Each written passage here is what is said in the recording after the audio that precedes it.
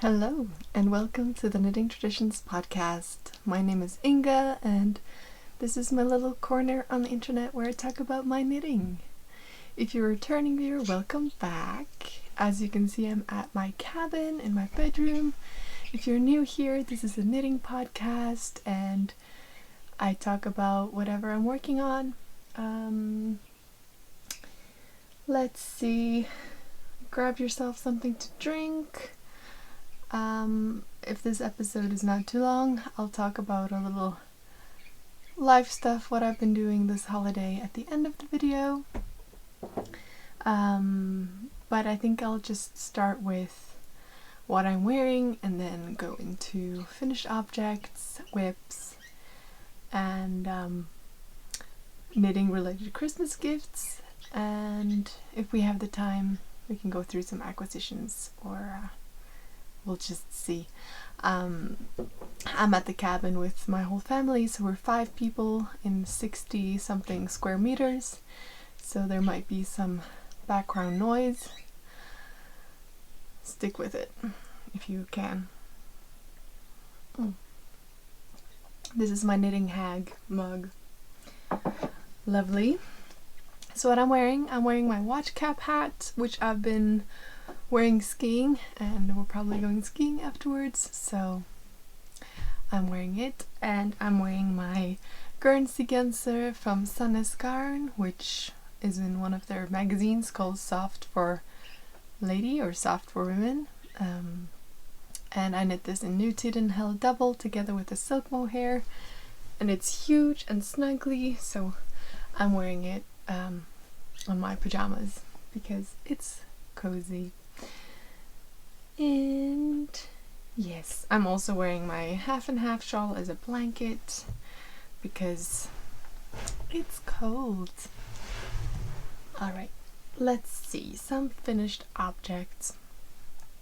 So, when we got up to the cabin, I realized that I had forgotten all of my cowls. So I have made several cowls in the past, released some patterns, and they're all knit with woolly wool colorwork cowls. They're great for skiing and staying warm. But I'd taken them all home because it was a cold fall as well. I thought I had one here, but I didn't. So I ended up casting on a new cowl. And I had some yarn. Let's see.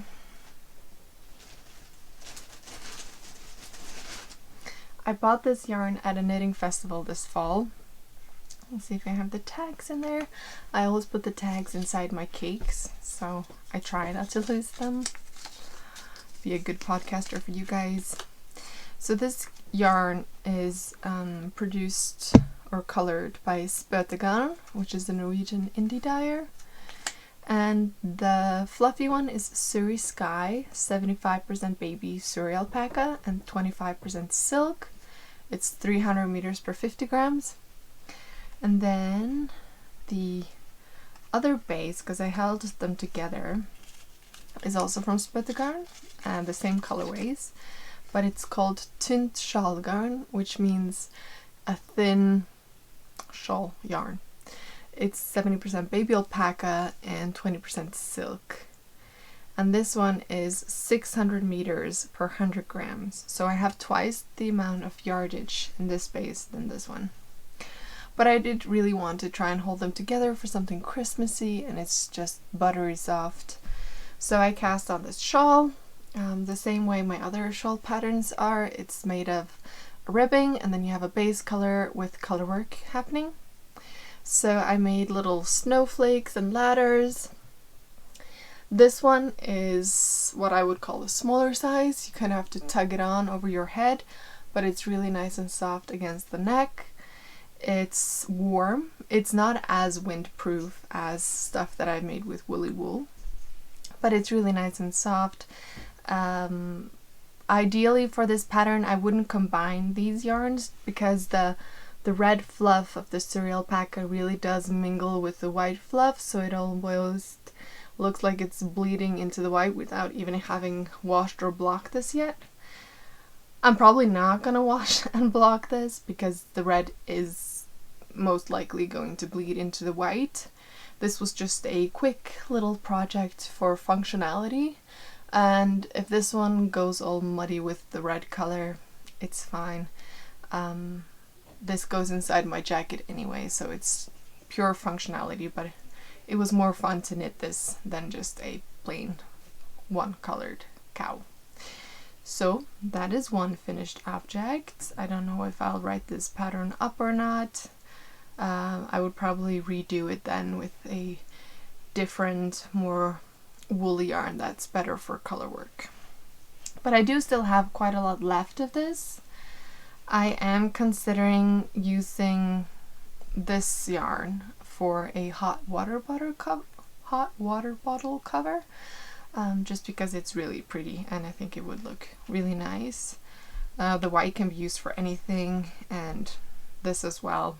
I still have quite a bit left. It didn't take much yarn at all to make this, so we shall see what it becomes. It's going into my stash for future notice, and I can always weigh them to see how much I have left, because I did use some, right? So I don't have the yardage that's on the tag, but you can always just weigh them and then figure out how many meters or yards you have left. So that's probably what I will do if I want to use it for something in the future. If I use this for a hot water bottle cover, I know that it's going to be enough, so that's fine. We'll just put this. Oh, that's gonna fall down. Oh no. Okay, we'll put it here. I'll clean up later. Just some more coffee first. I feel like I can hear my family just right outside the door. Okay, so another finished object that I made is this one. This I also made to be functional here, because I made the unarmored defense cowl by Cat Weaver, and my mother really liked it, so I gifted it to her for Christmas because I didn't have enough yarn to make two. So once I finished it, I set it aside for her, and then I decided to use the scraps that I had to just whip out a functional cowl. Again, this is not supposed to be overly attractive. It doesn't really sit that well. It really bulks up underneath the neck here. But what can you do? I wanted it to be wide enough to really cover the front and the back when I go skiing. And these are all scraps of the yak merino from Lang yarns that I used to make hats for my brothers and family for Christmas. So I had the least amount of the black color, so I just went between the front and back, knitting with slip stitches that goes down until I ran out of the black yarn. And then I had a little bit of the gray left, so I did a ribbing on the front, and then the rest I used for ribbing on the back to be longer, because this one doesn't have German shortrows or anything, so I wanted the back to be longer so that it doesn't ride too far up. It still rides up. It should be even longer if I really wanted to cover the back, but it works. Now I will say this is extremely soft and lovely to wear. I don't find it itchy at all. However, we went skiing yesterday and it was kind of windy, and I wished I would have had more of a woolly cowl instead of this one, just because it doesn't give as much warmth as a more rustic wool. This is very soft and nice, and it is warm, but it's not like a thermal piece for really cold weather and skiing. So, but it would be nice to have inside jackets or something going to and from work, somewhere you need something warm and snuggly, but you don't need to be heated up by it. So yeah, this is one finished object. I knit a long ribbed tube on 4mm, and then I did a lot of increases after the ribbing to make it wider.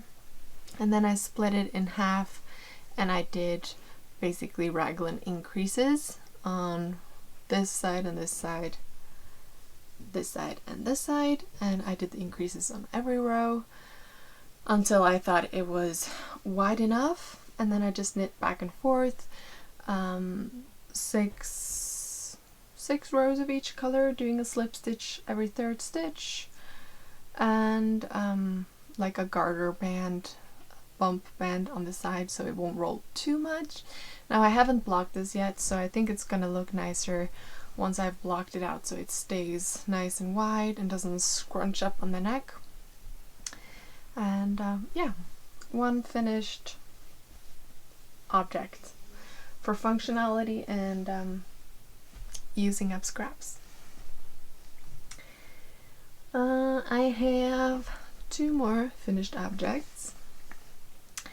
So this Advent, some podcasters that I'm in a chatting group with, we did an Advent swap, so we sent each other 24-ish minis of 10 to 20 grams of some yarn from our own stash. So the one who sent to me was Amy Palko, and she sent me lots of beautiful fingering weight woolly yarns. And I wasn't sure what to make with it, but in the end I ended up deciding to just freestyle a hot water bottle pattern.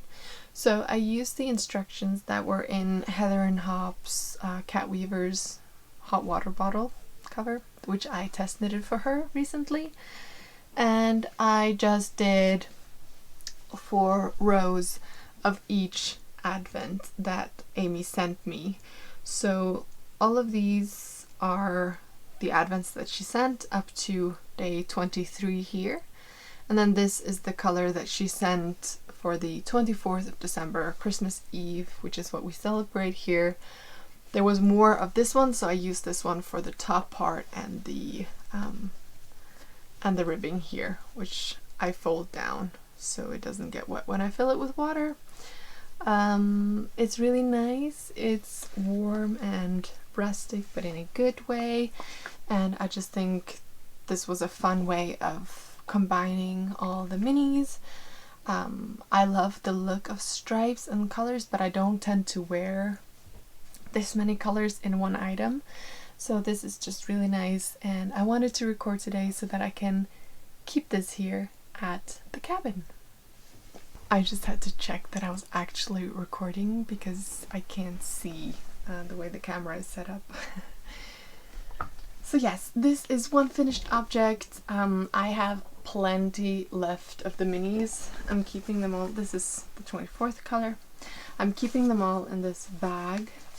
And I have kept the tags on them so that I can actually figure out which color is what if I go back. So I did them in chronological order of the way that she sent them to me.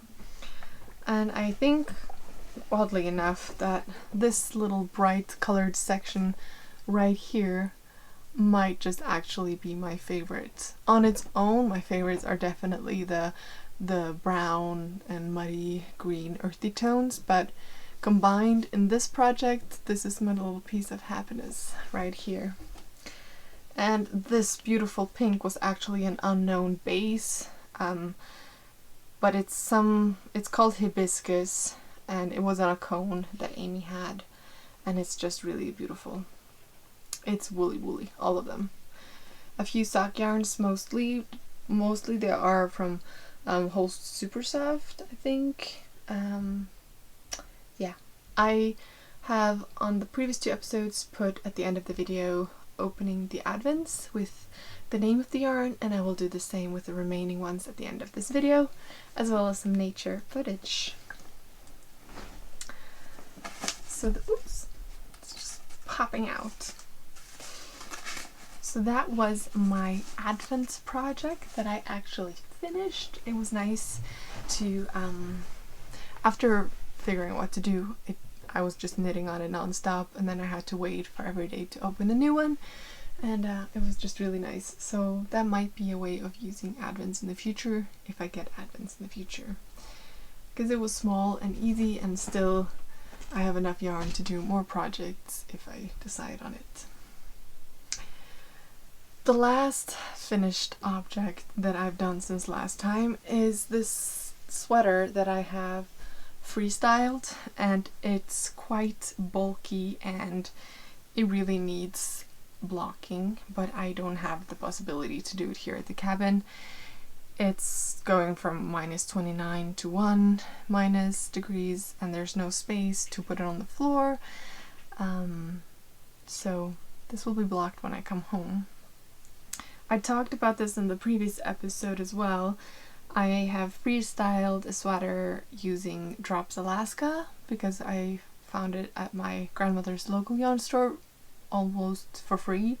It was like 10 kroners or $1 per ball. Now this sweater really does use a lot of yarn though. There's not a lot of meterage to it. It's 70 meters to the ball. And just for the brown stripes, that used 3 balls of yarn, so you can imagine how much yarn this actually took. Now I haven't woven in this final end for the neckline because I haven't decided if I'm going to keep it this way or if I'm gonna fold it in and sew it down. I really want to block it first and try it on and see how I like it. So it's a top-down raglan, very simple. After finishing the raglan, I did stripes. I did 4 sets of stripes, which are 5 rows and then 10 rows at the base. And then after this 10 rows of the base, and I've already gotten some dirt on it, I need to wash it.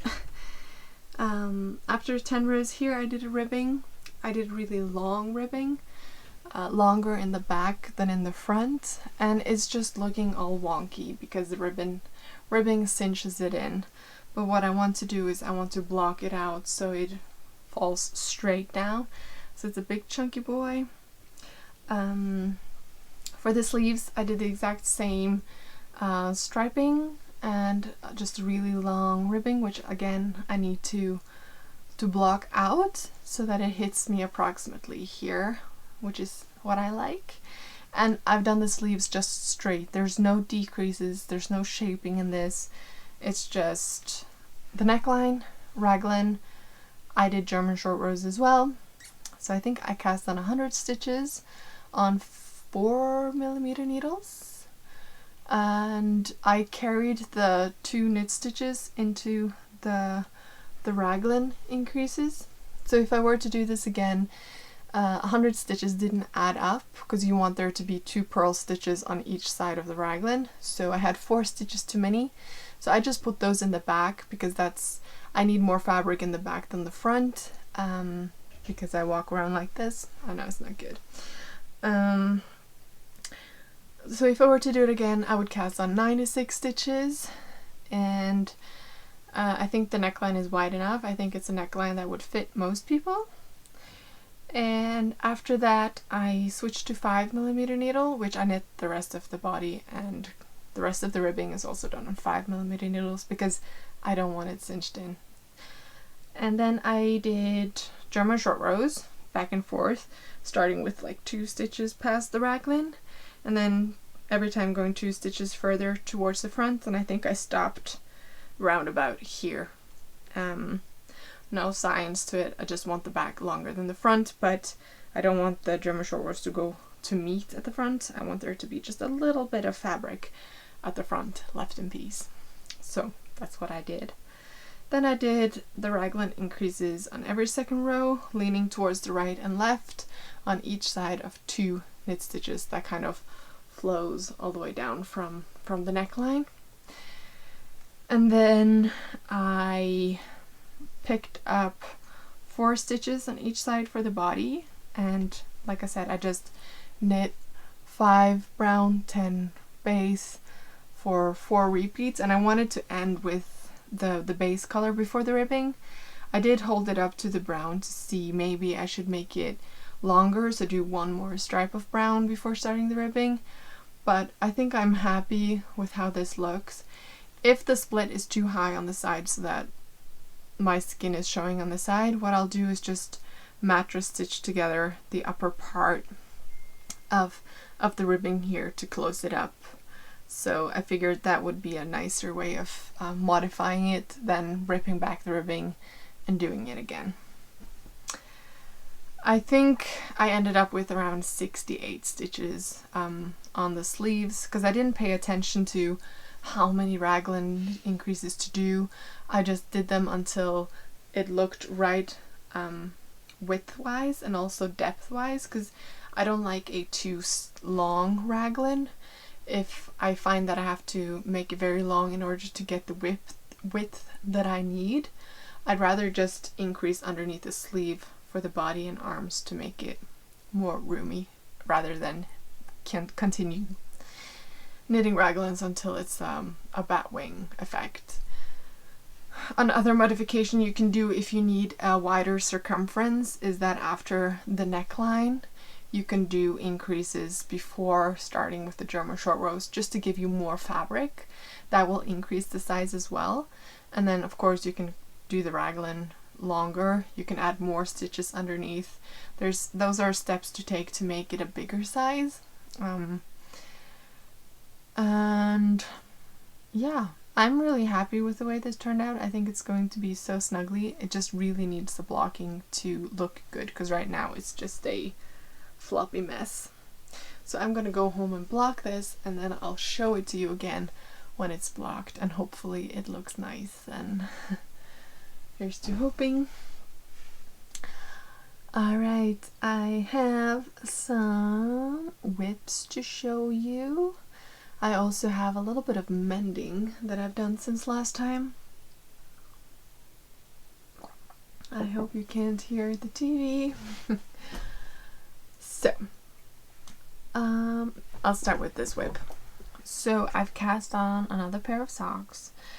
The recipients of socks this Christmas was very happy, so I want to continue making these kinds of socks, which are essentially knitting a sock tube, but I cast on with the contrast color, and then I'll knit for 30 centimeters, and then I'll do the toe, and then I will cut into the fabric and do an afterthought heel. I'm not putting in a strand of yarn to mark where to put the heel. I will just cut one stitch and unravel it, because that way I don't need to think about who this is going to fit when knitting it. I can just knit them and just have just the heel left to do, and then when I find someone who I want to gift a pair of socks, I can just cut into it where it would fit their shoe size and make a pair. However, I think these socks will be for me, because I just love the color combination. This yarn, where's the tag? I believe, no, that is not the tag. I believe this is a colorway from Grenouille, but I don't remember the name, sorry. It's a white base with brown and gold warm flecks to it. It's really pretty. And I think I used some of it in my in my Vertices Unite by Stephen Owes, I think. Or this might be the base that I bought to crochet a bed blanket, which I just haven't gotten around to because I don't really need it. I want to make it at some point, but this yarn is just too good. So I'm combining it with a silk mohair because this one doesn't have any nylon, I think. So I'm combining it with the silk mohair, just some old stash drops kid silk that I have for the sturdiness. And then after the ribbing, which I probably did 60 stitches for, I decreased 4 stitches, and I'm doing the leg, and I've done furthermore 2 decreases just to make it a little bit narrower. And the yarn that I'm using, oh, this one has a tag. Yay. I bought this in London when I was there before COVID. This is the Wool Barn Heritage BFL 4-ply in the color Toffee, and this is 100% superwash blue faced Leicester. I don't like the feel of superwash, so I've combined it again with this. This is from Dale garn. It's called Tin Kid Silk Erle. It's 53% kid mohair, 34% silk, and 13% wool. So this is the tag. I got this on a sale at a food store close to the cabin. But I thought the color was really nice, and they work really well together. So this adds strength and sturdiness, and it also softens up that feel of the superwash. And I just think it's going to be really pretty. I did this cuff a little bit longer, thinking that maybe I could fold it over, but I see that I would have had to make it even longer for that to work. So it's just going to be a nice long cuff. And I'm going to do the toes and heels in this contrast, probably. So not a lot done there, just a little bit, but it's enough to get me started and want to knit on it some more. And I have also gotten a bit of work done on this sweater, which is the Jules genser from the same magazine as the Guernsey genser. This is a top-down raglan with like a textured yoke. It's knit with one strand of kid silk from sandnes garn, and it's knit on 3mm needles. Now the yoke went by quite quickly because it was interesting. The sleeves are taking forever. So I finished one sleeve, and it's just a lot of stockinette on small circulars, 3mm needles. I am working on the second one right now. So this is the kind of knitting that I don't want to pick up, but I make myself pick it up sometimes just to get a little bit closer to finishing it. I think this is my 5th ball. The pattern said that for this size, which is supposed to fit a medium, you'd need 6 balls, but this is my 5th, and it's going to be plenty to finish the sleeve. So that is one whip, which is going to be very nice when it's done.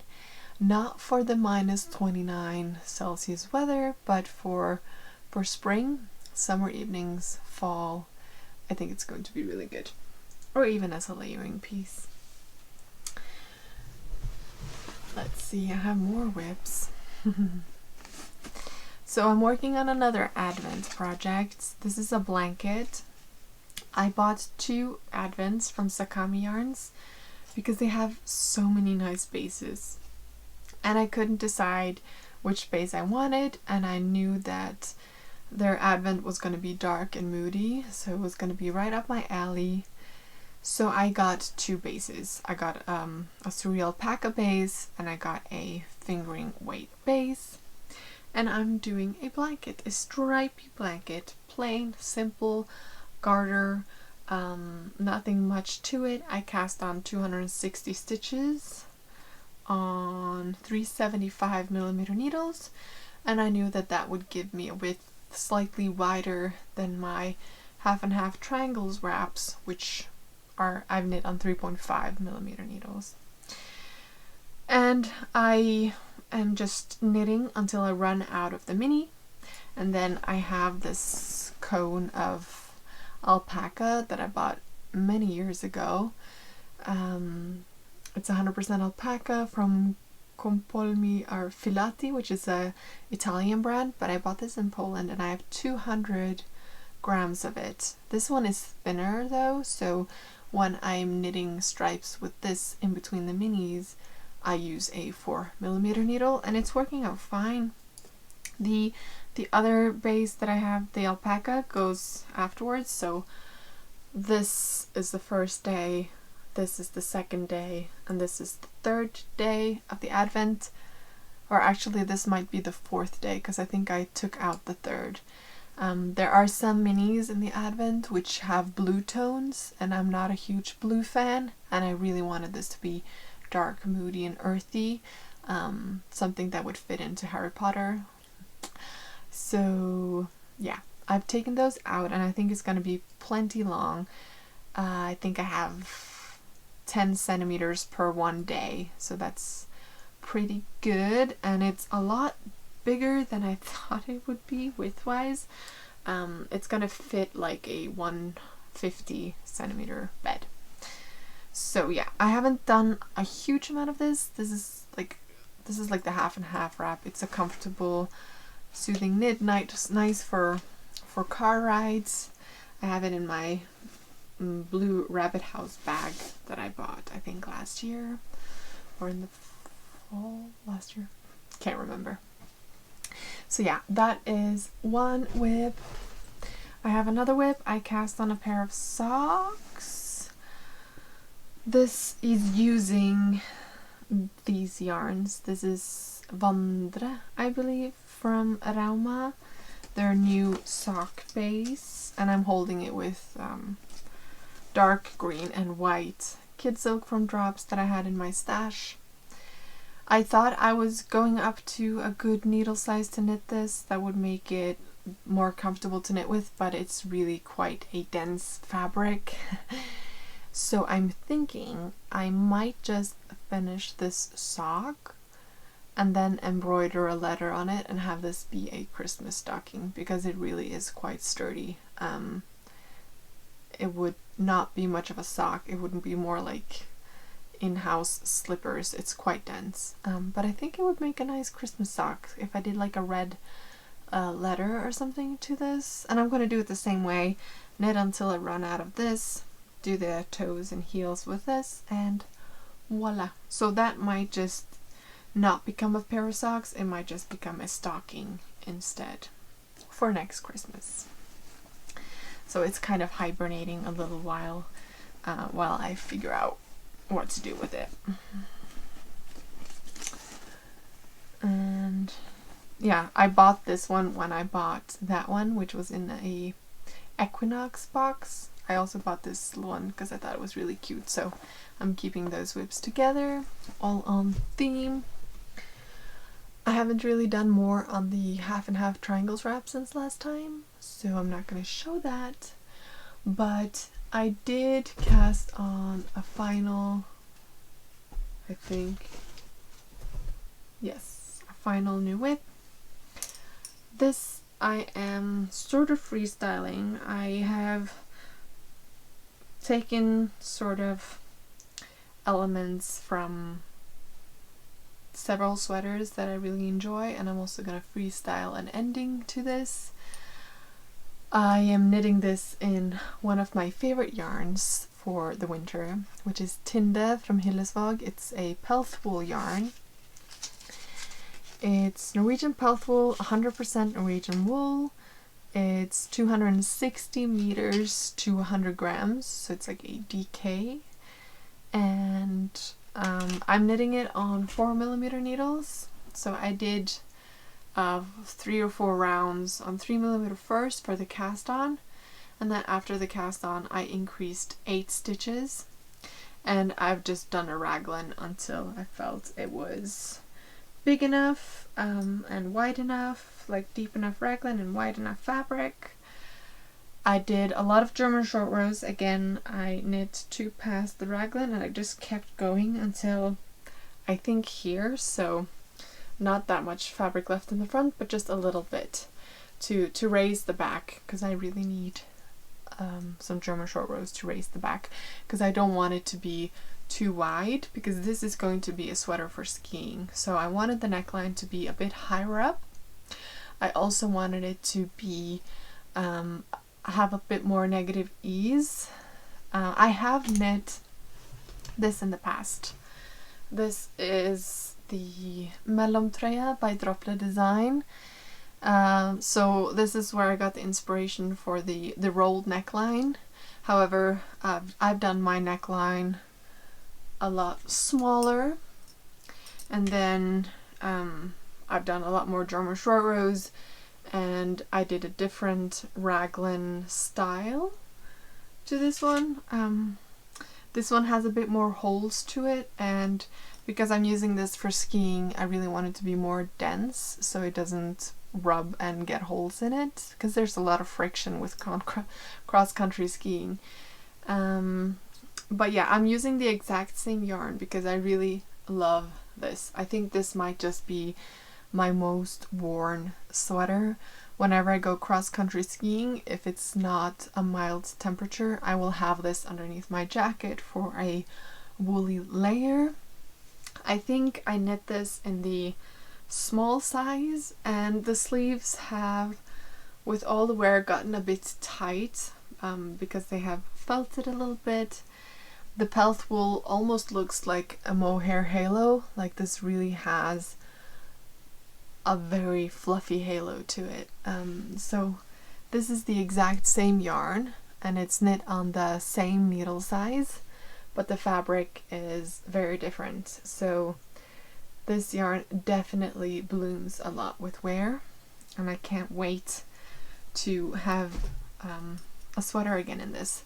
So this one is a smaller neckline, a slightly deeper yoke with the raglan, and the size of this is going to have more positive ease so that it's better for layering, that I can have several items underneath it and it still fit nice and well and not feel tight, and also give it some room for felting with future use, so even if it felts, it's still going to fit nicely.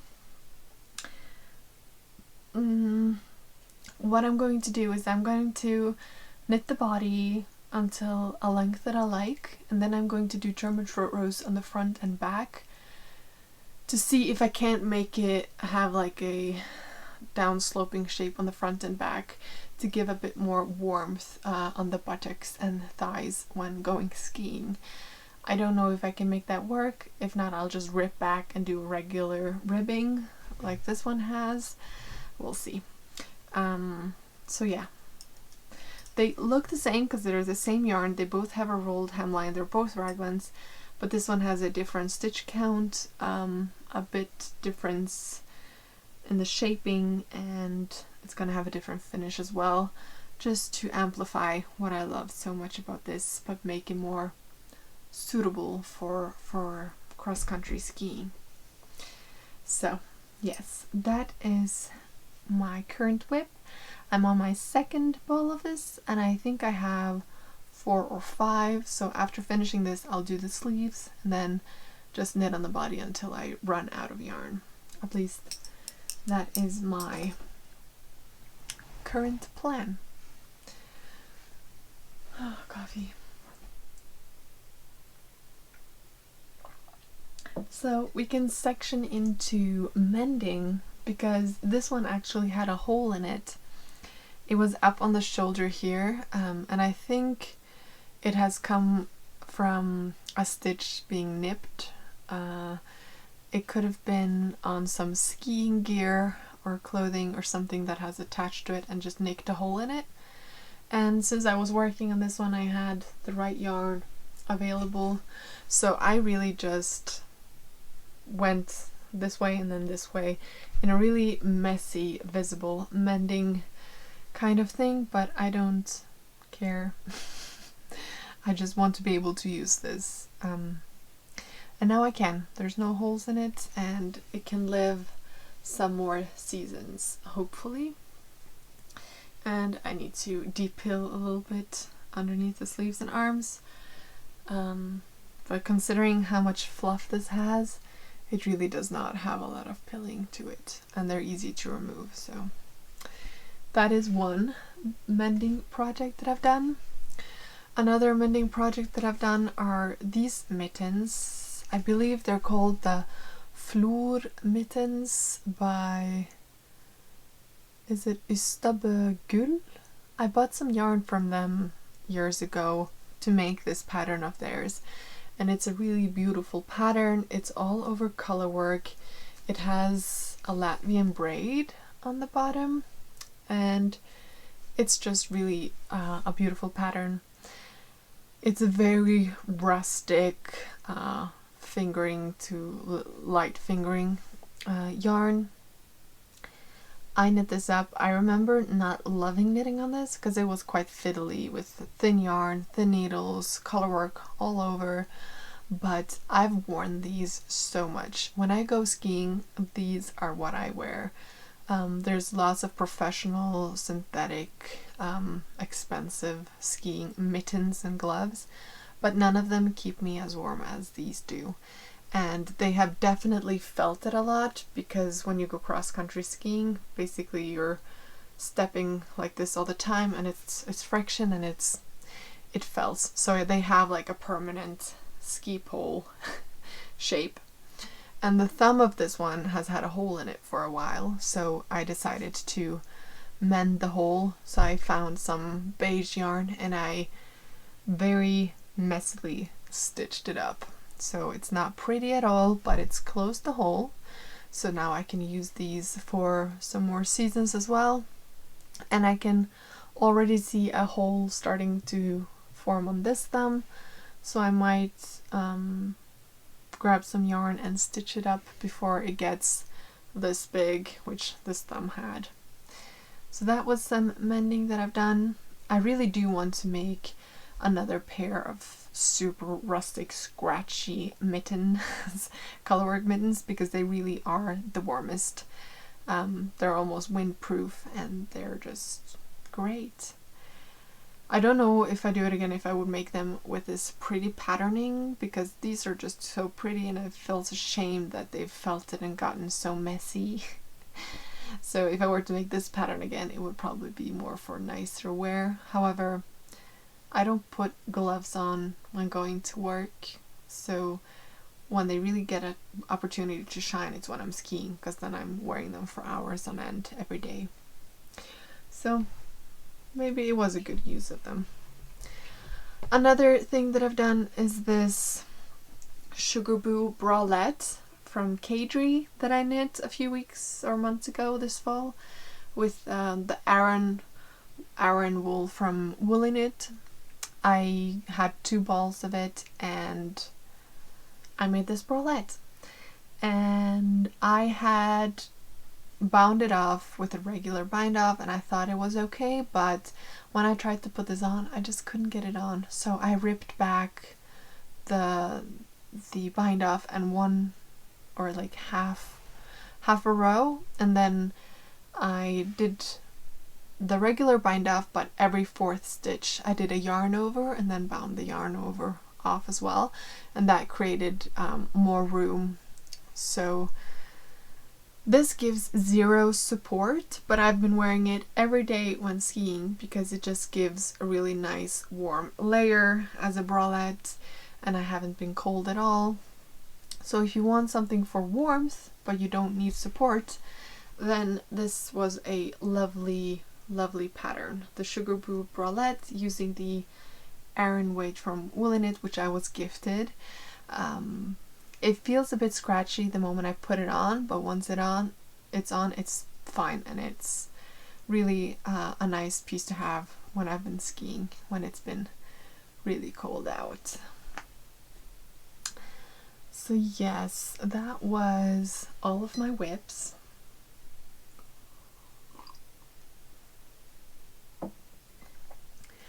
I received a knitting related gift for Christmas. My brother got me this pair of sock blockers. These are a size large, and yeah, the tag that's on here is not what it is, so they probably just put something on to write the sizing. But these are large metal wire blockers. I bought a pair of these blockers, and I think it's the size small, which I bought in Loop in London. So now I have the small and the large. I don't have the medium.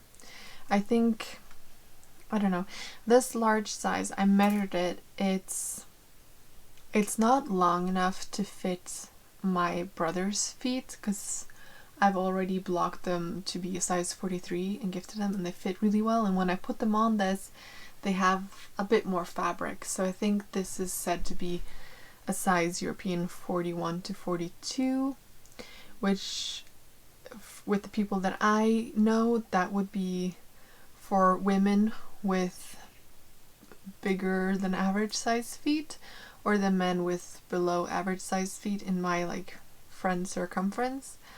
That's what they call it themselves. I don't have any opinion on feet size. That's how they describe it themselves. So this would be a good sock for those.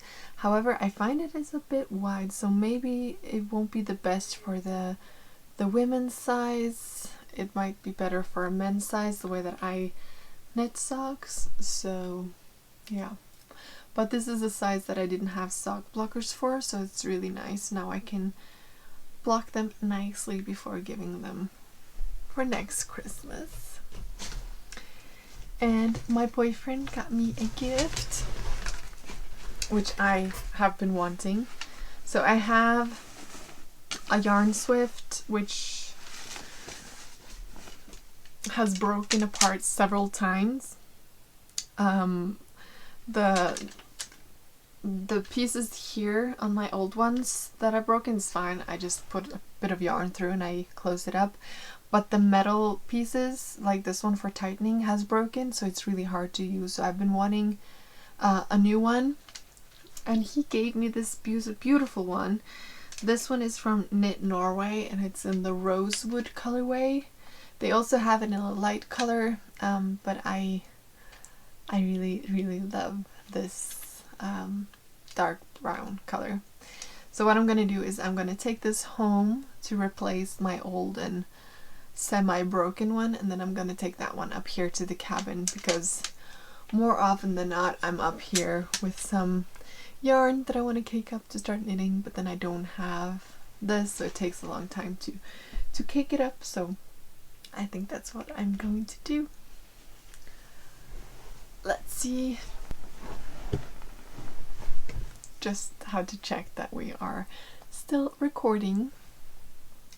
So maybe I can knit for a bit with you guys and talk about what I've been up to. So let's settle in with some knitting. I'm at the cabin. We're 5 people here, my 2 brothers and my parents, and my boyfriend is coming up today, hopefully, if the buses do what they're supposed to. There's been a lot of chaos on the roads in the south of Norway. They're not as used to wet and cold and then icy, slippery roads as is an everyday struggle on the west coast in the winter. So his bus was delayed.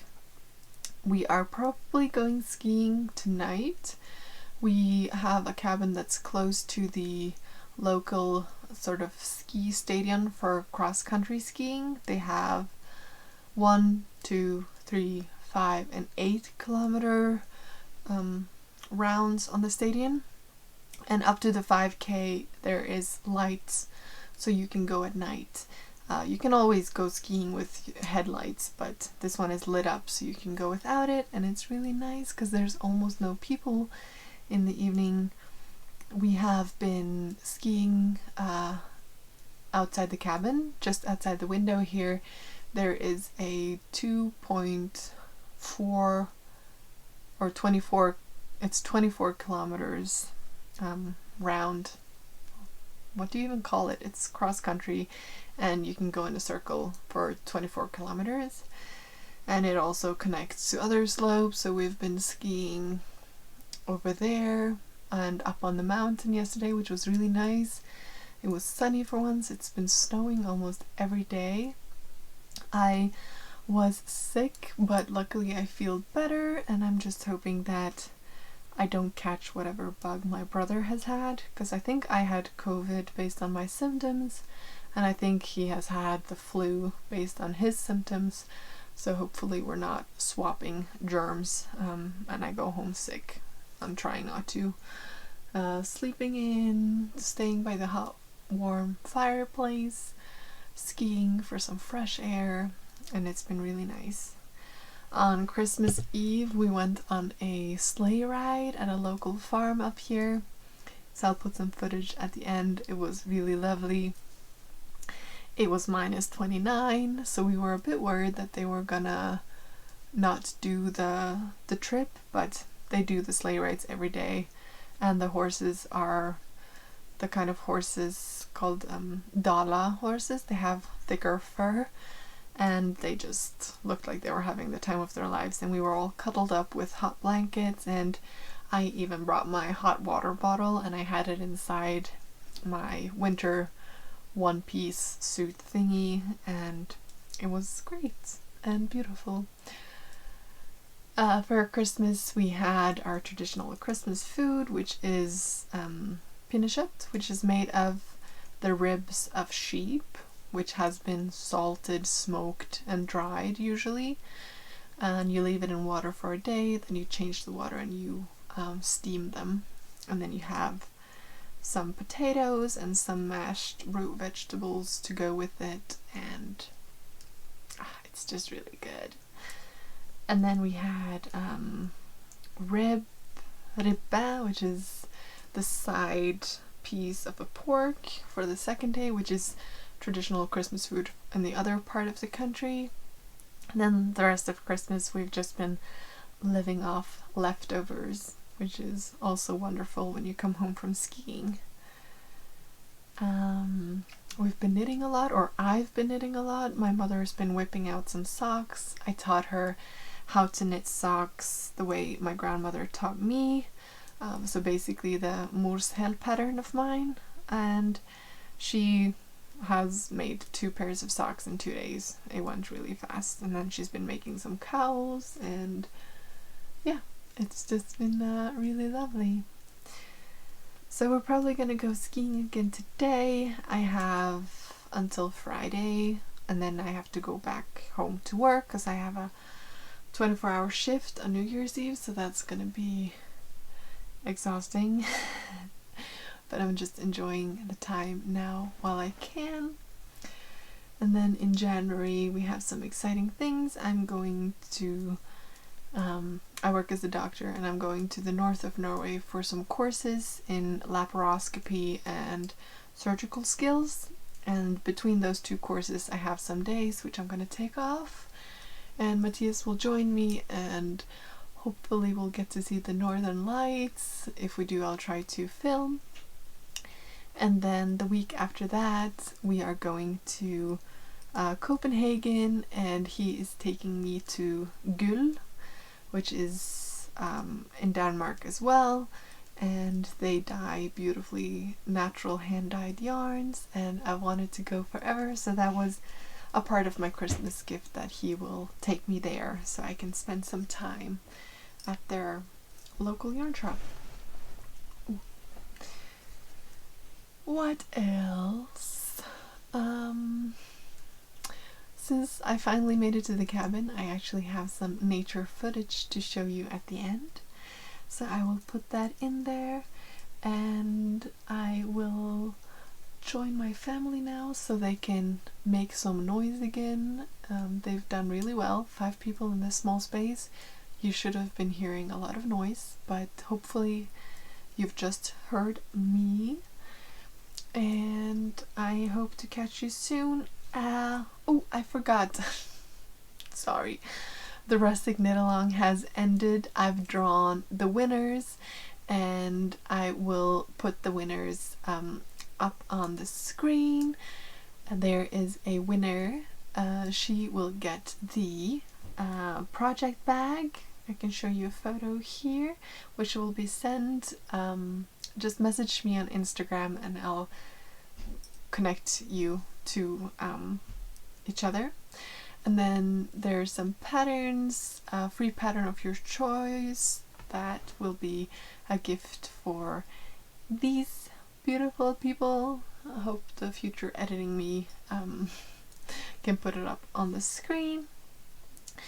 And when I come home I will also put together a pattern, no, not a pattern, a package with some yarn and goodies that will go to this lucky winner. Alright, and yeah, maybe we'll do another knit along for the next year. I do love the rustic wools, but we'll see. I have ordered myself some equipment so that I can record videos of myself knitting and maybe do some more tutorial based snippets in next year, or maybe some more cinematic editing videos. We'll see. I've been toying about the idea of starting a Patreon channel to create more content, but I really need to look into my everyday schedule to see if I even have the time for that. I try to record podcasts as often as possible, but with my schedule it's hard to find the time to be alone with a camera for an hour and for it also to be daylight. So we'll see. I'm thinking about it, but I'm not sure. But it would be really nice to make some more creative content. We shall see what 2023 brings. If you like this content, please subscribe to the channel and like the video to see more in the future. And I hope that you are well and making all the things that make you happy. After all, that is why I am doing this. I'm knitting because making makes me happy, and I hope it does the same for you. And I will see you soon. Bye!